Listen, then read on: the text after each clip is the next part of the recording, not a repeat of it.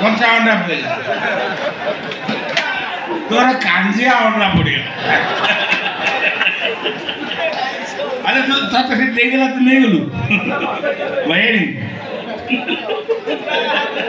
ଆଉ ହବୁ ନା ତା ତଣ୍ଟିଟାକୁ ଧରିକି ମାଟି ବସି ପାଇଲି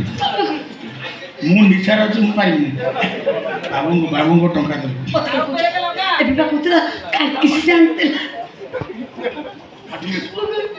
ଶୁଣ ଆଉ ଯଦି ମୁଁ ଆଜି ଏବେ ପଳେଇବି ମତେ ଆଉ ଭଲ ଲାଗୁନି ମୋର ବହୁତ ସେପଟେ କାମ ମୁଁ ଏବେ ବାହାରିଲିନି ଅନେକ ଦିନ ରହି ସାରିଲିନି ମୋର ରହିବାର ନାହିଁ ମୁଁ ଚାଲିବି ମାମୁଁ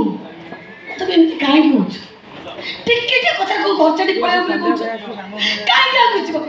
ଗାଁ କିଏ ଅଛି କାହା କଥା ମନେ ପଡୁଛି ତମର ଯାଉନି ଗାଁ ଗାଁରେ ବୁଢ଼ା ବୁଢ଼ୀ ସେ କୋଟେ ଯାଇ କ'ଣ କରିବୁ ତମେ ଏଇଠି ରୁହ